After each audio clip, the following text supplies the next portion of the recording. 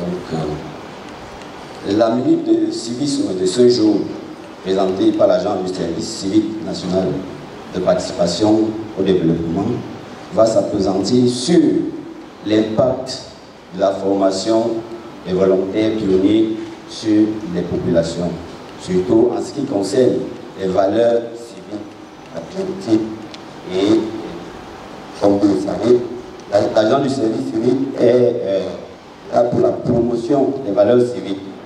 Ainsi donc, le thème choisi est bien les villages pionniers du service civil national de participation au développement, cadre d'appropriation des valeurs civiques aux populations rurales. Avant de parler donc de la stratégie qui est mise sur pied pour impacter les populations, nous voulons d'abord vous présenter comment est-ce qu'un village pionnier est créé, quelles sont les conditionnalités requises, indispensables pour la création d'un dispositif d'engagement volontaire dans les villages pionniers. Avant de parler donc de la stratégie qui est mise sur pied pour que cette formation impacte non seulement les volontaires qui sont formés, mais aussi les populations environnantes. Ainsi donc, comment est-ce qu'un village pionnier est créé? Il y a trois principales conditions à remplir. Nous avons la toute première qui concerne l'espace qui doit être mis à la disposition de ces jeunes. Un espace d'au moins 10 hectares. C'est pour cela que vous verrez que la plupart des villages pionniers sont créés en zone rurale, parce que c'est là où on peut facilement avoir ce genre d'espace. Ainsi donc, ces espaces sont mis à la disposition de ces 50 jeunes qui vont suivre la formation sous la garantie de la lettre de cession d'espace, pour qu'on n'ait pas de problème à la fin.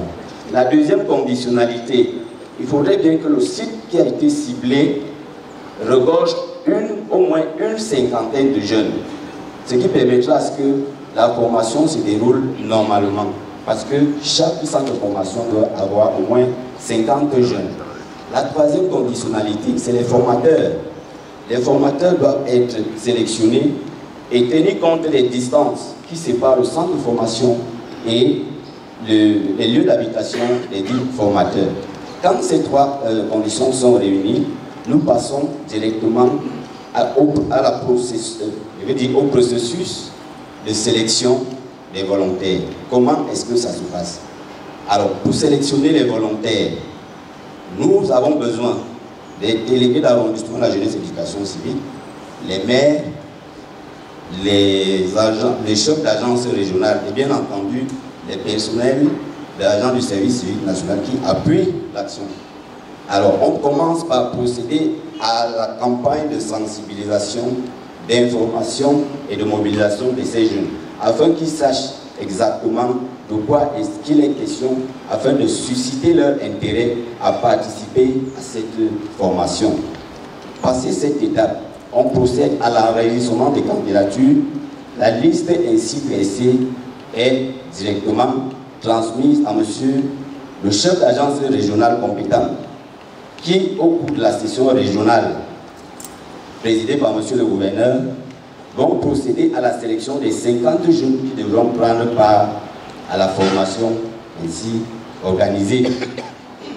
Maintenant que nous avons fini avec la sélection, nous avons notre dispositif en place. Il est question de lancer la formation. Alors, c'est ici qu'interviendra donc la stratégie qui permet d'impacter les populations et les jeunes volontaires sélectionnés. Monsieur le directeur général désigne une seconde fois les équipes qui descendent dans les centres de formation, précédées à l'imprégnation des 50 jeunes retenus. Et avec eux, ils apportent les fiches d'enregistrement. Ces fiches permettent à l'agence du service civique de pouvoir engager ces jeunes en un certain nombre d'activités citoyennes pendant les 6 mois de formation. Nous avons des activités de valorisation des emblèmes nationaux. Nous avons des activités de renforcement des solidarités locales. Nous avons également des activités de travaux d'intérêt général. Donc on les organise donc en 5 groupes. Et vous comprendrez ici que les activités sont beaucoup plus pratiques que théoriques.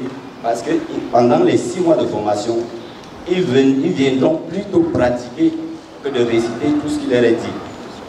En matière, par exemple, en matière de levée de couleurs, ils vont s'engager dans les fiches qui leur sont remises, ils vont s'engager à procéder aux activités citoyennes de leur choix. Et ces fiches nous seront remises et pendant la formation, nous viendrons vérifier si ces activités ont effectivement été réalisées.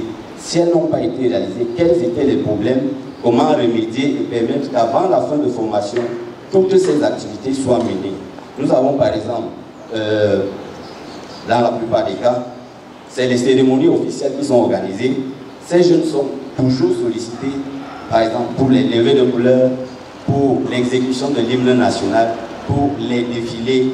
Voilà les activités qui sont menées, pendant la formation. Les activités de renforcement de solidarité locale. Il s'agit de quoi?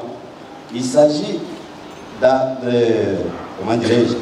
Il s'agit d'aller s'occuper des personnes vulnérables de la localité ciblée, des personnes vulnérables, des personnes à mobilité limitée, des personnes âgées. Quelles sont les tâches qui sont menées là-bas? On leur apprend, on leur apporte le secours en leur donnant de l'eau, en leur apportant du bois de chauffage, en leur faisant le ménage à la maison. Voilà quelques activités qui sont menées et au cours du suivi, nous évaluons le taux de réalisation des activités qui sont menées à ce niveau. Donc pendant les 6 mois, ces jeunes pratiquent plus les activités qui ne les récitent, comme généralement ça se passe dans certains centres de formation. À côté de cela, nous avons également ce champ pionnier. Bon, lorsqu'on a choisi l'agriculture, on peut choisir autre chose. Ça peut être l'élevage. Maintenant, dans le cadre de la réalisation du champ pionnier, qu'est-ce qu'on fait? On regroupe ces jeunes pour ici encourager la culture de la paix, le vivre ensemble, le respect de la réglementation. Parce que lorsque vous vivez, vous êtes 50 jeunes, pour pouvoir travailler ensemble, il y a un ensemble de règles qu'on fixe pour qu'on évite les dérapages.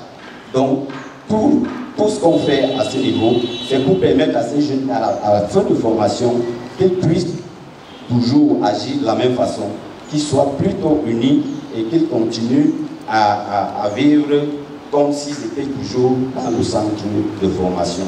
Maintenant, au terme de la formation, que deviennent les jeunes volontaires formés? Est-ce que les activités s'arrêtent avec la formation? Non.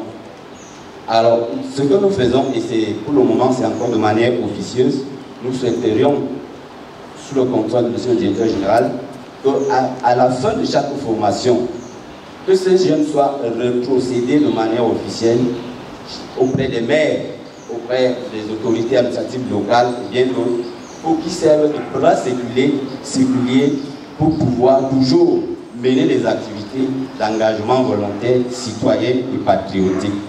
Voilà brièvement présenté, Monsieur le secrétaire général, Monsieur le directeur général, ce que le service civique fait pour impacter les populations lors des formations dans les villages pionniers. Je vous remercie.